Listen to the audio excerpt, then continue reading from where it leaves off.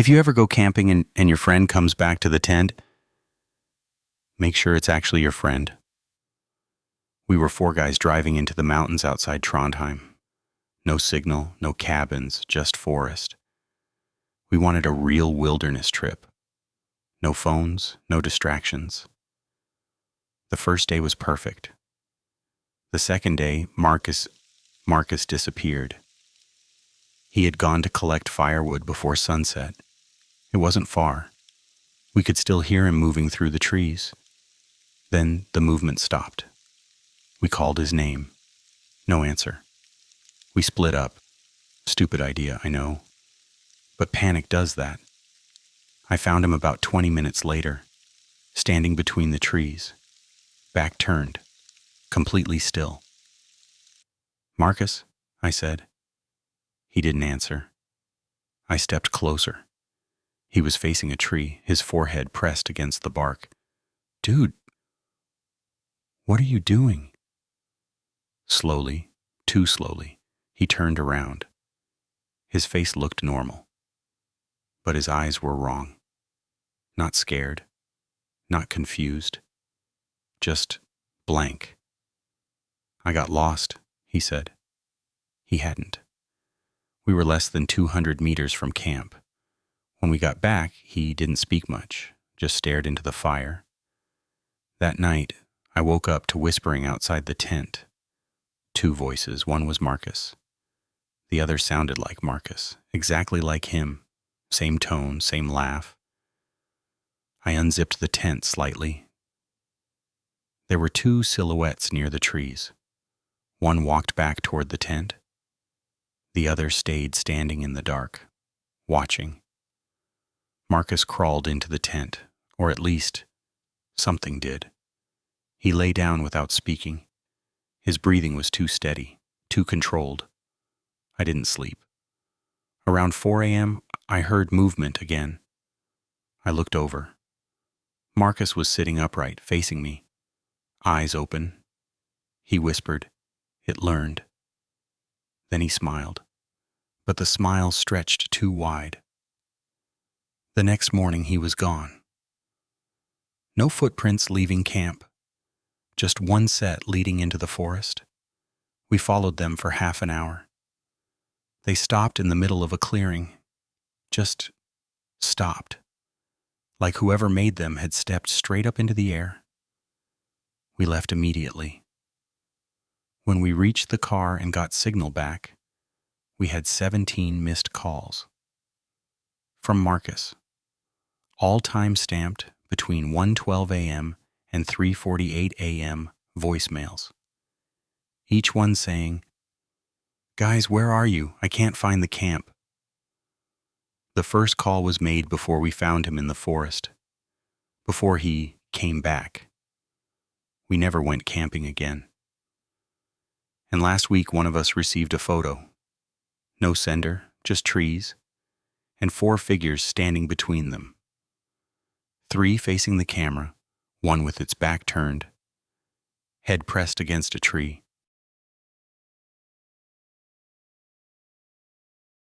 If the elevator stops on a floor that doesn't exist, do not get off. I work nights in an office building in downtown Oslo. 20 floors.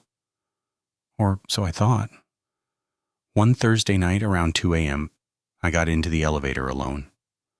I pressed 1.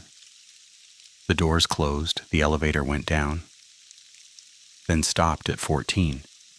No one was there. Doors closed. Then 11, then 8, then 5. I hadn't pressed those.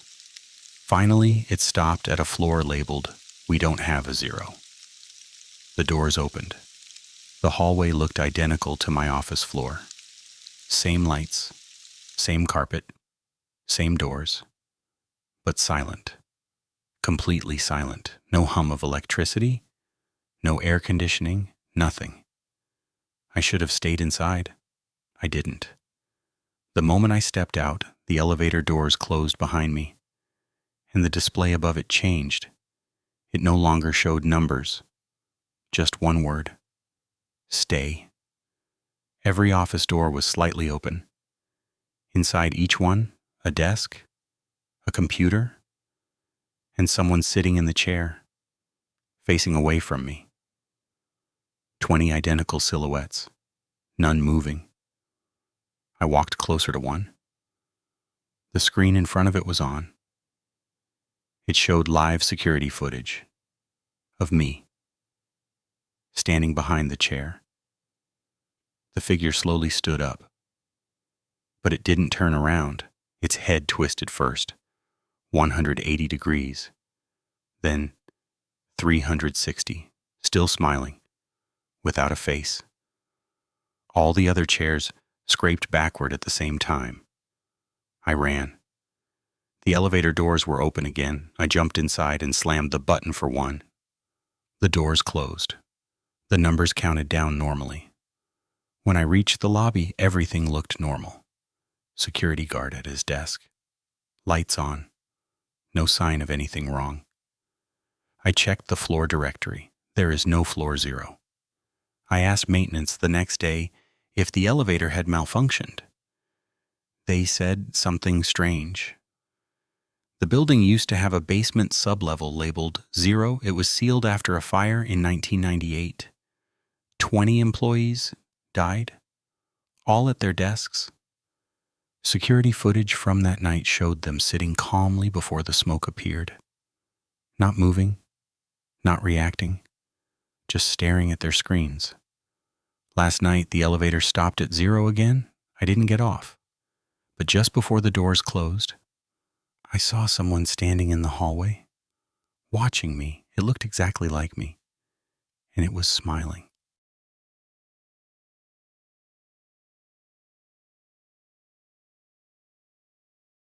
If you wake up at 3:17 a.m. tonight and hear breathing outside your bedroom door, do not open it.